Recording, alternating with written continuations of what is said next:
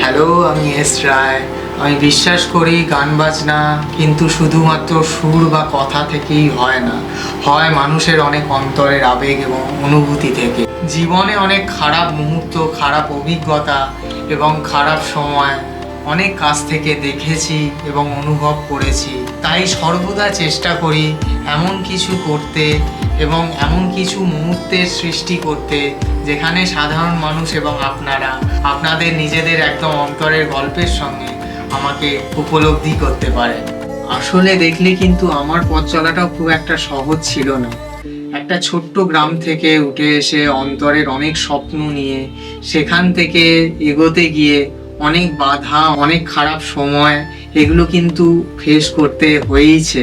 আর সেই প্রকৃত অভিজ্ঞতা থেকেই শিক্ষা নিয়ে একটা জিনিস খুব ভালোভাবে বুঝতে পেরেছি, শুধুমাত্র প্রতিভার অভাব নয়, বরং সুযোগের অভাবেই কিন্তু বহু মানুষ তাদের স্বপ্ন হারিয়ে ফেলেন। তাই সর্বদা অন্তর থেকে চেষ্টা করি সেই সমস্ত প্রতিভাবান, সেই সমস্ত পরিশ্রমী এবং ভালো কাজ করার ইচ্ছা যাদের আছে তাদেরকে সর্বদা সুযোগ দিতে এবং তাদের পাশে দাঁড়ানোর। যদি আমার মাধ্যমে কিছু যোগ্য মানুষেরা তাদের স্বপ্নের দিকে এগিয়ে যাওয়ার একটু সুযোগও পান, সেটাই হবে আমাদের কাছে এবং আমার কাছে অনেক বড় একটা সাফল্য। মনের ছুরি কিন্তু শুধু একটি গান নয়, এটা আমার এবং আপনাদের এই পূর্ণ যাত্রারই একটি অংশ। এই কাজের পিছনের অনেক অন্তরের অনুভূতি এবং বাস্তব গল্প খুব শীঘ্রই আপনাদের সামনে আসতে চলেছে।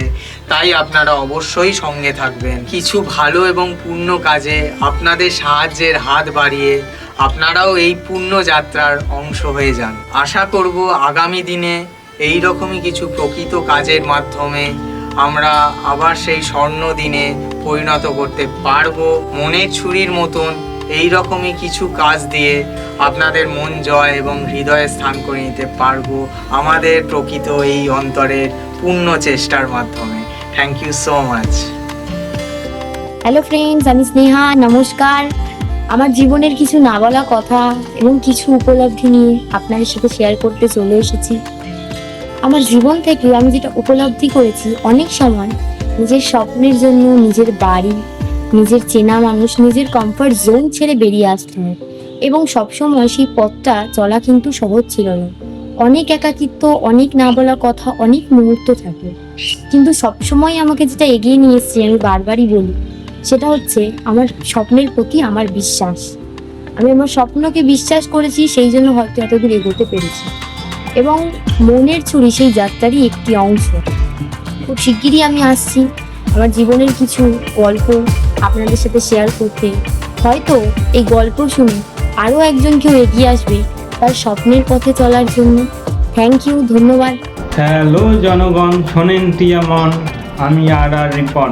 অনেক অনুভূতি, অনেক না বলা কথা বাস্তব জীবনে সবসময় লিখতে শিখেছি। সুযোগ পাইনি, তাও গাড়ির গ্যারেজের গাড়ি মশামশি করে যেটুক টাইম পেয়েছি সবসময় লিখে গেছি। আমার অন্তরের এবং স্বপ্ন কখনোই লেখা থামেনি, কারণ আমি বিশ্বাস করি আমার অন্তরের অনুভূতি মানুষ ঠিক একদিন বুঝবে।